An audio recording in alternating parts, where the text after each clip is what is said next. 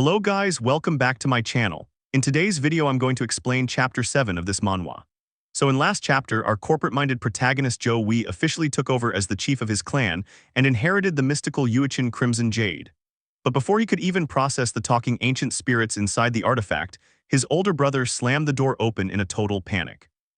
In chapter 7, Jo Hwi deals with his brother's desperate pleas, faces down a literal angry mob of rival blacksmiths weaponized with pitchforks, and pulls off a textbook corporate hostile takeover using basic market economics.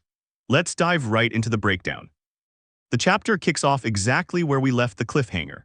Jo Hwi's older brother is in absolute hysterics, trembling at the thought of traveling straight into the heart of the great Namgong clan. He says, "I am going to the noble residency of the South Palace." Then Jo Hwi rejected him by saying, "No, you can't." His brother drops to his knees, clenching his hands together in a desperate prayer. He pleads with Jo Hwi, promising that he is not trying to tag along for fun. He swears up and down that he will stay completely silent, act as a quiet assistant, and will not say a single word throughout the entire diplomatic mission. He just wants to see the legendary South Palace with his own eyes. Jo Hwi tries to bribe him to stay behind, offering to ask their father to forge him a true, master-crafted sword. For a split second, his brother's eyes pop out with excitement. But he quickly shakes his head, shouting that even if Jo Hwi promises him 10 true swords, he will not be swayed. He continues begging at the top of his lungs. Right on cue, their father steps into the room and immediately takes the brother's side. The father points out that the older brother has promised to act like a loyal assistant and keep quiet. He tells Jo Hwi that they are brothers, and Jo Hwi should stop trying to shoulder every single burden and responsibility all by himself. Jo Hwi sighs heavily. He looks at his brother and asks one final time if he is absolutely confident he will remain completely silent.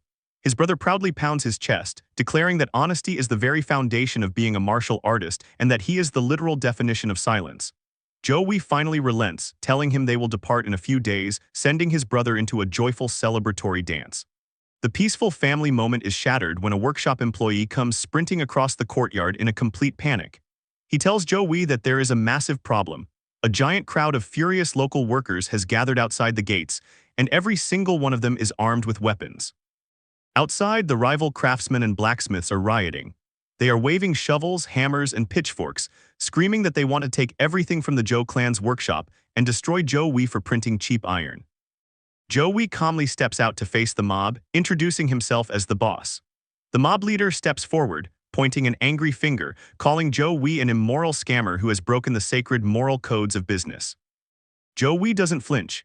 He casually steps forward and drops a cold question on the entire crowd. He asks them, if the Jo clan's workshop lowers its manufacturing costs and still makes a healthy profit, would any of them honestly maintain their business morality and keep their own prices high out of respect? Or would they immediately drop their prices too? The crowd instantly goes dead silent. They know he is completely right. Most of the people standing there are owners of tiny, struggling individual workshops. Seeing them waver, Jo Hwi gestures for them to follow him inside, telling them he is going to give them a personal tour of his factory floor. Jo Hwi leads the angry mob right into the roaring heart of the assembly line. The rival blacksmiths look around and their jaws hit the floor. They see dozens of anvils clanging in perfect harmony. They look at the sheer scale of the operation, absolutely horrified, wondering how it is possible for all these men to be elite craftsmen.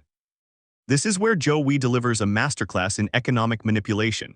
He plays on their regional pride and their deep-seated resentment toward the rival Sichuan province. He asks the crowd how much longer they are going to live under intense financial pressure, confined to the background while Sichuan dominates the entire empire's weapon trade just because they happen to have more mines. He reminds them that for the last 100 years, the imperial family has never respected Anhui's legendary craftsmen. They only ever show up to drag their young men away to serve as battlefield soldiers. He rants that when it comes to pure unadulterated talent, Anhui's craftsmen are vastly superior. The crowd is completely hooked, shouting in agreement that the emperor is cruel and that Anhui has been mistreated for too long. Once he has them cheering, Jo Hwi drops the ultimate business pitch. Please help me to achieve my dream. If Anhui is ever going to surpass Sichuan, we need to overtake them in terms of quantity. We need to fill up the heavens with iron machines. We cannot do this operating separate, individual workshops. We need to join forces. He points to his massive assembly line and tells the veteran elders that he wants to hire them to teach the new recruits. He promises that if they join him, they will never have to perform backbreaking, nasty workshop labor ever again. To seal the deal, Jo Hwi calls his father over and introduces him as the workshop's pioneer. He then announces the corporate compensation package. Every single veteran elder who signs on will be promoted to a workshop pioneer, receiving a massive monthly salary of 10 silvers plus various bonus payments. On top of that, Jo Hwi promises to buy out all of their current workshop inventory and tools for a very hefty price. With a grand theatrical gesture, Jo Hwi whips off a large tarp to reveal a massive, beautifully painted sign that reads, "Manhwa Workshop." He shouts that if they unite under this banner, their name will be reborn anew and become completely uncontested under the heavens. The entire mob goes absolutely wild with joy, completely forgetting they came there to murder him. They cheer and celebrate as Jo Hwi hands them over to his father for a detailed corporate briefing. Jo Hwi watches them leave and smirks to himself, thinking, this right here is called a hostile takeover, mergers and acquisitions. With his workforce now doubled, Jo Hwi immediately pivots back to his expansion plans. He calls over his manager, Lee Yosong, and orders him to station half of the newly acquired workers at the departure area. Manager Lee's eyes widen.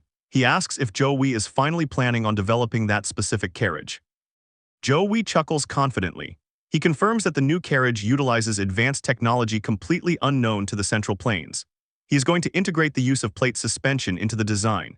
He notes that the moment this high-tech transportation hits the market, it will spark a massive commercial revolution and allow him to hold the entire merchant market in the palm of his hand. Manager Lee bows respectfully, completely impressed by his boss's infinite resourcefulness. Jo Hwi notes that tomorrow they finally depart for Hefei and asks if everything is ready. Lee confirms that all preparations are complete.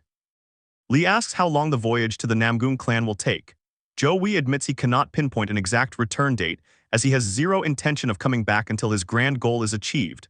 Knowing that important business decisions will need to be made in his absence, Jo Hwi hands manager Lee a custom ledger he wrote, containing solutions to every single problem he expects might arise while he is gone.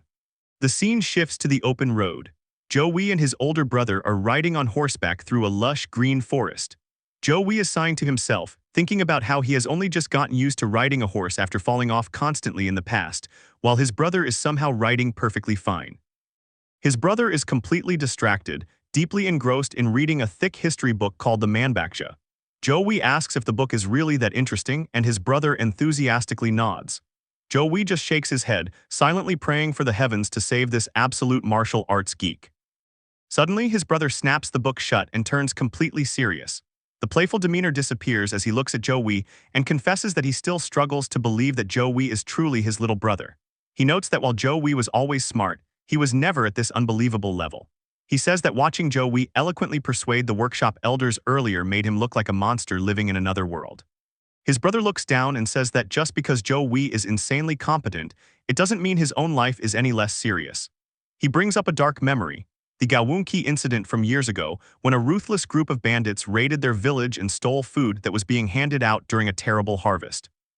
A grim flashback shows their father being beaten into a pulp by the brutal bandits while his family watched helplessly. The brother turns to Jo Hwi with fierce determination in his eyes, clenching his fist tightly against his chest. He explains that ever since that horrific day, he has trained non-stop, swearing to himself that he will become strong enough to protect his father and his little brother, and ensure that no one ever gets hurt again. Moved by his brother's hidden depth and genuine love, Jo Hwi smiles softly.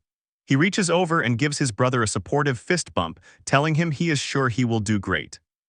But the touching moment doesn't last long as his brother immediately gets annoyed by the casual gesture, swatting his hand away and yelling at the punk to get his hands off him, returning right back to their classic bickering dynamic.